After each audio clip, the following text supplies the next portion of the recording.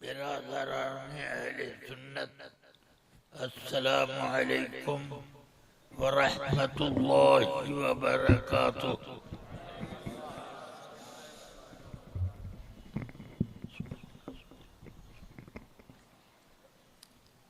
الحمدللہ نحمدہ العلی العظیم۔ ایک بار بہت عقیدت اور محبت کے ساتھ بارگاہ رسالت کی طرف متوجہ ہوں اور درود و سلام کا نذرانہ اس طرح پیش کریں جیسے کہ اسی دربار میں حاضر ہیں۔ اللہم صلی علی سیدنا و مولانا محمد معدن الجود والکرم، منبع العلم والحلم والحکم، وعلى آلہ واصحابہ وبارک وسلم۔ رفیقان گرامی،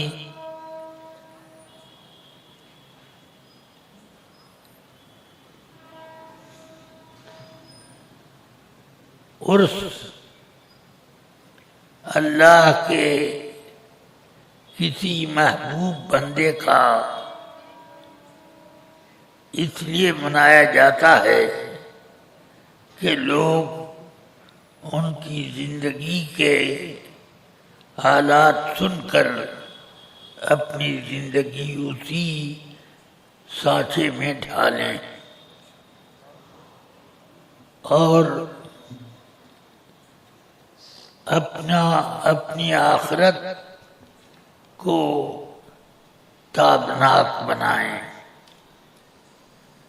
رفیقان گرامی، دنیا سے ہر ایک کو جانا ہے۔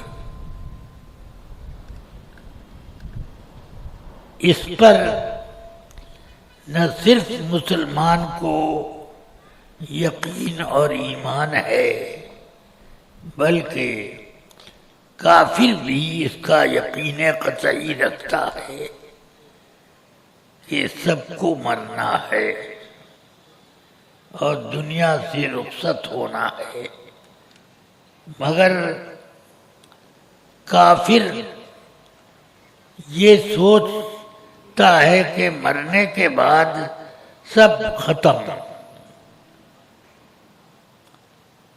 میں ختم ہو گیا تو ختم ہو گیا۔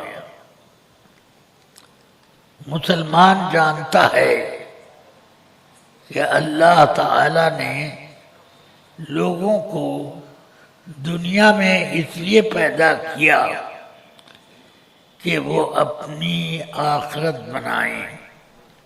مطلب یہ ہوا کہ زندگی دو ہے، ایک مختصر اور ایک لامحدود۔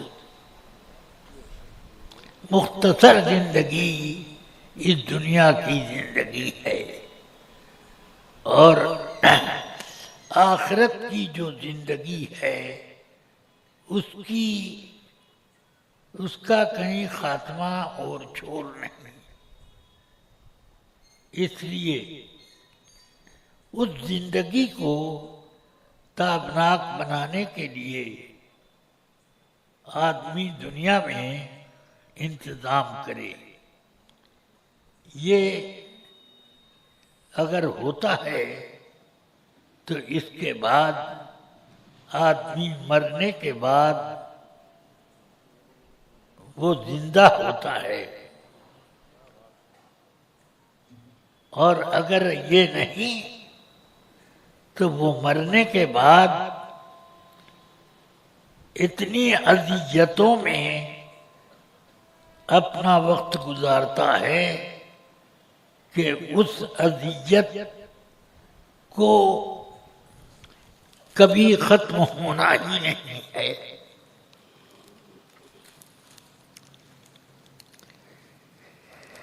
یہ ضرور ہے کہ مسلمانوں میں فسق و فجور میں جو مبتلا ہیں ان کو اگر اللہ تعالی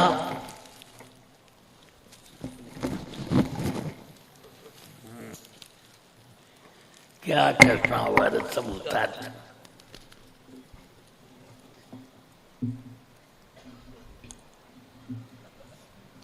درود شریف پڑھیں. اللہم صلی علی سیدنا و مولانا محمد معدن الجود والکرم وآلہ واصحابہ وبارک وسلم.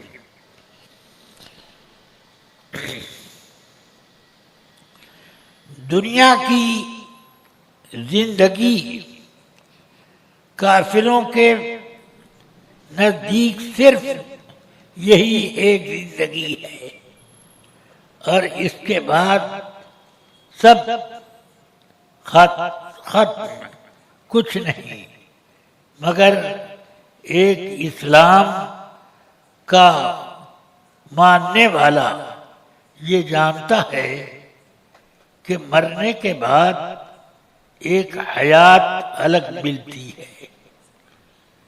اگر نیکوکار ہے تو وہ نعمتوں کی حیات پائے گا، اور اگر اس کا کے برخلاف اس نے اپنی دنیا کی زندگی گزاری، کفر و الحاد میں رہا، تو وہاں کی زندگی صرف سزا میں اور مصیبتوں کو جھیلنے میں گزرے گی. کوئی آدمی کو راحت کا سامان نہ ملے گا. اس لیے یہ اعتقاد اگر ہے تو یاد رکھو کہ یہ اعتقاد آدمی کا اس کو مومن بنائے گا اور مومن بنا کر رکھے گا. اور یاد رکھیں کہ ہمارا ایمان ہماری کوششوں سے قائم نہیں ہے، بلکہ یہ سب اللہ کی رحمت جب بندے پر ہوتی ہے تو اللہ اس کا ایمان تر و تازہ ہمیشہ رکھتا ہے. اسی لیے اللہ نے فرمایا یثبت اللہ الذین آمنوا بالقول الثابت. ایمان والوں کو اللہ تعالی مضبوط بات پر قائم رکھتا ہے. وہ مضبوط بات کیا ہے؟ ایمان ہے. یہ مطلب ہوا کہ ایمان آپ کے قائم رکھنے سے قائم نہیں ہے، بلکہ یہ اللہ کی رحمت سے قائم ہے. اس لیے اللہ کی رحمت کو ہمیشہ اپنی طرف متوجہ رکھیں تاکہ کوئی مصیبت مرنے کے بعد سامنے نہ آئے. آدمی قبر میں پہنچے گا تو قبر میں اب ایک قوم تو کہتی ہے کہ مٹی میں سڑ گل کے مٹی ہو جائے گا، مگر مومن جانتا ہے کہ قبر میں جانے کے بعد آدمی یا تو پاکیزہ زندگی پائے گا اور یا تو سخت مصیبتوں میں گھرا ہوگا. اللہ تبارک و تعالی ہم سب کو حسن خاتمہ عطا فرمائے.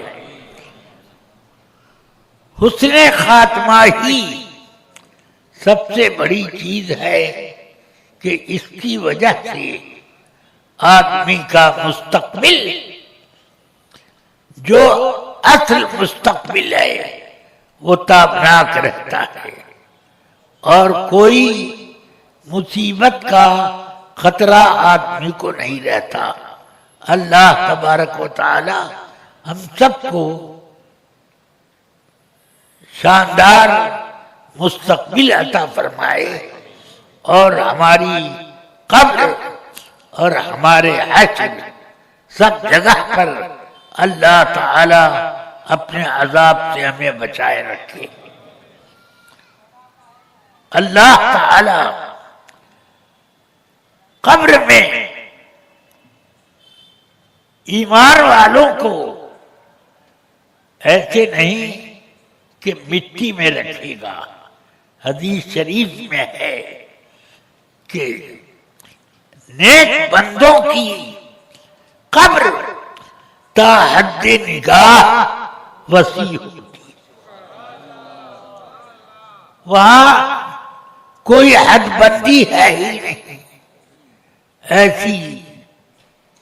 ایسا ماحول ہوگا، سبحان اللہ، کوئی حد بندی نہیں۔ قبر جدھر نظر اٹھائے گا تا حد نگاہ قبر ہی، وہ اپنی قبر میں وسعت اور گنجائش پائے گا، اگرچہ تھوڑی جگہ میں۔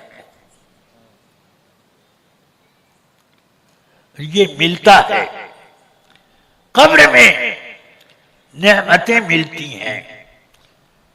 میرے والد ماجد سیدی حضور صدر الشریعہ جب قبر میں پہنچے، یہ بمبئی میں وصال ہوا اور یہاں سے ٹرین کے ذریعے سے جنازہ مبارکہ گھوسی تک پہنچا، وہاں قبر میں دفن کیے گئے۔ دفن کے تیسرے روز سے قبر سے ایسی خوشبو پھوٹنے لگی کہ پورا باغ جو 10 بیگھے پر مشتمل، وہ سب خوشبو۔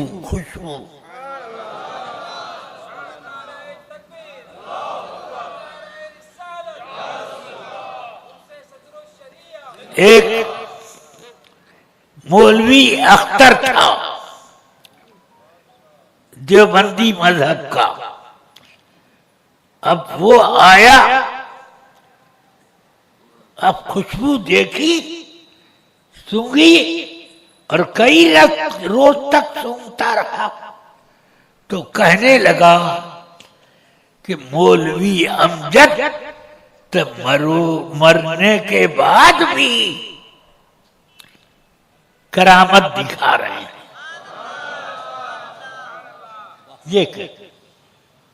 یہ اس کے الفاظ ہیں، یعنی یہ لوگ مرنے کے بعد کی زندگی کے قائل نہیں ہیں، مگر کبھی قائل ہونا ہی پڑتا ہے۔ مان لیا اتنی خوشبو، لوگ دور دور سے اس خوشبو کو ملاحظہ کرنے کے لیے آتے تھے، اور خوشبو ایسی کہ زندگی میں کبھی ویسی خوشبو سونگھی ہی نہیں، ایسی خوشبو، عجیب و غریب طرح کی خوشبو کہ نہ کسی عطر میں ملی نہ کسی پھول میں، ایسی خوشبو۔ تو ہم یہ سمجھتے ہیں کہ وہ خوشبو دراصل مدینہ پاک سے آ رہی ہے۔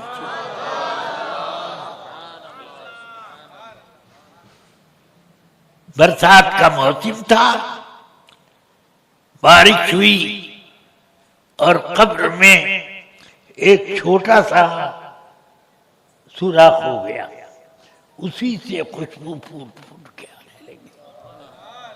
یہ حالت، اس سے آپ اندازہ کر سکتے ہیں کہ اللہ تعالی اپنے محبوبوں کو کیسا نوازتا ہے۔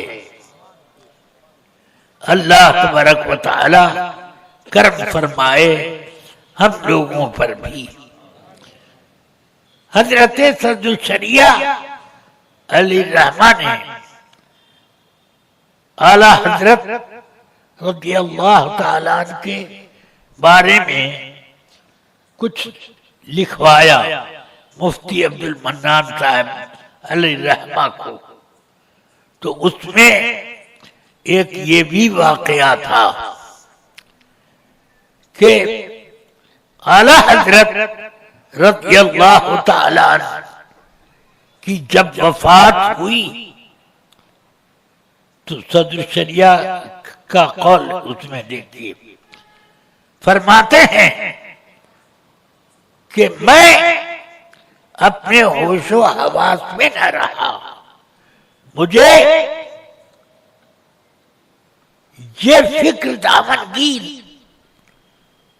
اور زار و قطار روتا اور کہ اب ہم دین کے ایسے مسائل جن کو سینکڑوں کتابوں کو تلاش کرنے کے بعد پایا جاتا ہے اور کبھی وہ بھی نہیں پایا جاتا، ایسے مسائل اب کون بتائے گا؟ اعلی حضرت تو بتا دیتے تھے، وہ چلے گئے۔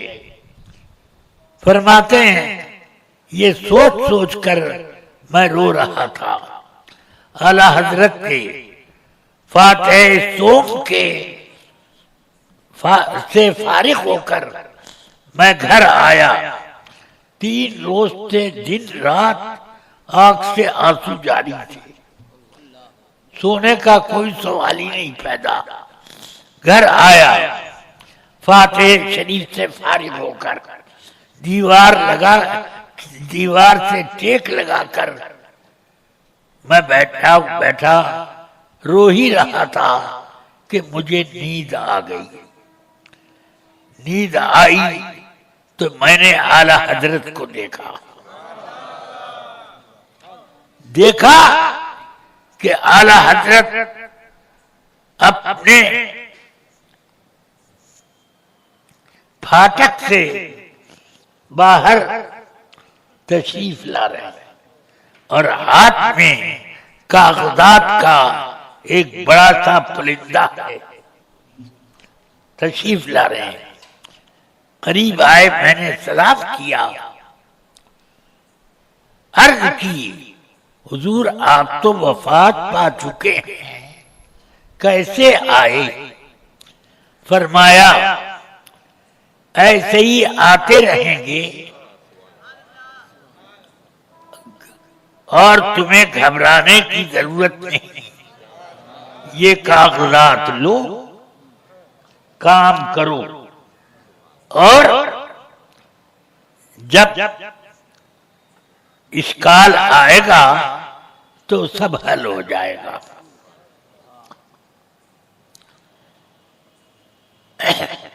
صدر الشریعہ علی رحمہ اس کے بعد لکھواتے ہیں کہ الحمدللہ مشکل سے مشکل مسائل میرے پاس آئے، مگر اعلی حضرت کا فیضان ہی تھا کہ وہ بڑی آسانی سے حل ہو جاتے، اور مجھے کسی بھی مسئلے میں زیادہ فکر کی ضرورت نہ پڑتی۔ الحمدللہ اعلی حضرت کا فیض اب بھی جاری ہے، یہ ارشاد فرمایا۔ الحمدللہ اعلی حضرت کا فیض تو واقعی جاری ہے اور اب بھی جاری ہے۔ اب بھی جو علماء آپ کو بتاتے ہیں یہ سب فیضان اعلی حضرت ہے۔ ہاں، یہ سمجھ میں نہ آئے کہ اعلی حضرت کا فیضان ہے۔ میں نے صدر الشریعہ کو کئی مرتبہ مشکل جگہیں جو کتابوں کی سمجھ میں نہ آتی تو خواب میں دیکھا آپ وہ حل کرا گئے. میں نے یہ صدر شریعہ کو دیکھا. جب صدر شریعہ کا یہ حال ہے تو اعلی حضرت کی شان کیا ہوگی. سبحان اللہ. اللہ تبارک و تعالی نے اعلی حضرت کو بڑے بڑے فیضان سے نوازا. حضور تاج الشریعہ یہ اپنے زمانے میں عمر میں مجھ سے 8 سال میں ان سے بڑا تھا. یہ تو نہیں کہوں گا کہ وہ کم تھے. ہاں میری عمر 8 سال زیادہ ان سے. مگر میں نے دیکھا کہ وہ اپنے بچپن میں بھی عربی کی شاعری بڑی شاندار کرتے تھے اور نعتیہ شاعری. نعت عربی میں انہوں نے جو لکھی وہ واقعی اہل عرب. میرے سامنے 2-3 اہل عرب ہرارے زمبابوے میں آئے تھے. وہاں تو ایک جلسے میں شرکت کی ان دو اہل عرب نے اور حضور تاج الشریعہ نے اپنی ایک نعت شریف پڑھی اس میں تقریر سے پہلے. اب یہ لوگ عرب کے رہنے والے مچل گئے. جیسے ہی جلسہ ختم ہوا کہنے لگے آپ نے جو نعت پڑھی ہے وہ لکھ کر کے ہم کو دے دیجیے. لکھ کر ہم کو دیجیے. خود حضور تاج الشریعہ کا کلام تھا وہ. یہ نہیں کہ کسی اور کا کلام اپنی زبان سے پڑھ رہے تھے بلکہ خود ان کا یہ عربی کی شاعری نعتیہ شاعری تھی اور بڑی شاندار. اہل عرب جھومنے لگے اور بغیر کسی کے کچھ کہے ہوئے جب جلسہ ختم ہوا تو سیدھے حضرت تاج الشریعہ کے قریب آئے. آپ نے جو کلام پڑھا تھا اس کی ایک کاپی نقل کر کے ہمیں دے دیجیے. دے دیجیے. ایسا کلام ہم نے اہل عرب کے کلام بھی سنے مگر اتنی روانی اور پختگی اور اتنی اس میں تاثیر یہ آپ کے کلام میں دیکھی. سبحان اللہ. یہ سب چیزیں ہی سعادت بزور بازو میں تانا بخشت خدائے بخشندہ اللہ تبارک و تعالی کی عطائیں ہیں.